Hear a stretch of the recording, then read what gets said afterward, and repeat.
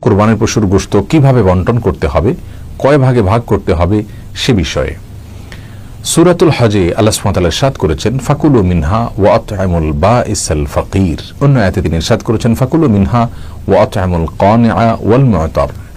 যার অর্থ হলো, তোমরা কোরবানির পশুর গোশত থেকে নিজেরা খাও এবং তোমাদের প্রতিবেশী, আত্মীয় স্বজন বা যারা দুস্থ নন এ ধরনের মানুষদেরকে খাওয়াও, হাদিয়া দাও, এবং যারা দুস্থ, অসহায়, গরিব মানুষ তাদেরকে দান করো।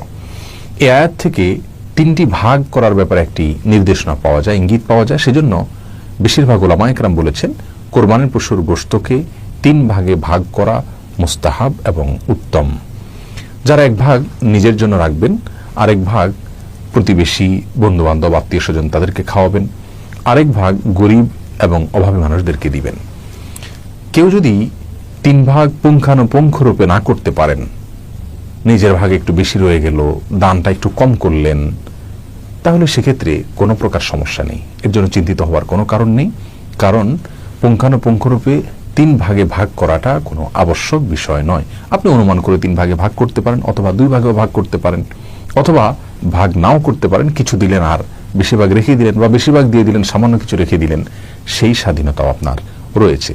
যার কারণে কয় ভাগে ভাগ করব সেটা পুঙ্খানুপুঙ্খ রূপে হলো কিনা সে বিষয়গুলো নিয়ে আমাদের দুশ্চিন্তা করবার কোনো কারণ নেই।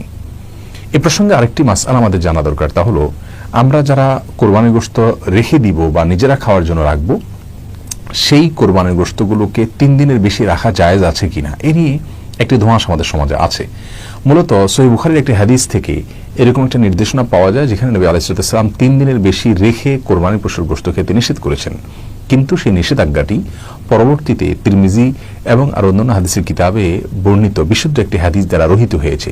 নবী আলাইহিস সালাম পরিষ্কারভাবে আগের সেই বিধানের রহিত হওয়ার বিষয়টি জানিয়েছেন। যার কারণে 3 দিনের বেশি যদি কেউ রেখে খেতে চান কোরবানির গোশত, তাহলে সেটি সম্পূর্ণরূপে এখন জায়েজ রয়েছে এবং এটা নিয়েও কোনো প্রকার বিভ্রান্তিতে থাকার কোনো কারণ নেই।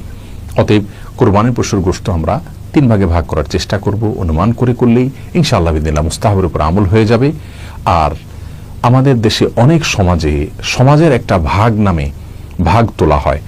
যেমন কেউ কোরবানির পশু জবাই করেছেন, তার পশু থেকে 3 ভাগের 1 ভাগ তারা তুলে নিয়ে যান এবং তারা পরবর্তীতে গরিব দুঃখীদের মাঝে বন্টন করে দেন। সন্দেহাতীতভাবে এটি একদিক থেকে ভালো যে সামাজিকভাবে গরিব এবং অভাবী মানুষের কাছে গোশত পৌঁছে দেওয়া হয়, কিন্তু এর আরেকটা খারাপ দিক হলো, যিনি কোরবানি করেছেন তিনি হয়তো তার পরিচিত কোনো গরিবকে দিবেন, অথবা তিনি হয়তো গরিবকে এখন দিবেন না, ফ্রিজে রেখে পরবর্তীতে দিবেন, খাওয়াবেন, অথবা গরিবকে 3 ভাগের 1 ভাগ পুরোপুরি দিবেন না, যেহেতু ইসলাম তাকে স্বাধীনতা দিয়েছে। কিন্তু সমাজ যখন তার কাছ থেকে ওইটা নিয়ে যায় এবং এক প্রকার লজ্জায় পড়ে হলেও তাকে দিয়ে দিতে হয়, বা সিস্টেমের মধ্যে পড়ে হলেও তাকে দিয়ে দিতে হয়, তখন কিন্তু বিষয়টি কোনো কোনো ক্ষেত্রে হারামের পর্যায়ে বা নাজায়েজের পর্যায়ে, গুনাহের পর্যায়ে চলে যায়। তার কারণ হলো ওই ব্যক্তির যদি মনে সন্তুষ্টি না থাকে কিন্তু সমাজের চাপের কারণে দিয়ে দিতে হয়, তাহলে কিন্তু সেটি কোনো অবস্থাতে জায়েজ হবে না। বিধায় এ ধরনের সমাজের ভাগ তোলার ব্যাপারটি আমি বলবো ভালো, কিন্তু স্বাধীনতা দেওয়া উচিত, যে যতটুকু সেখানে দেয় পরবর্তীতে সামাজিকভাবে সেটাকে বন্টন করা হবে।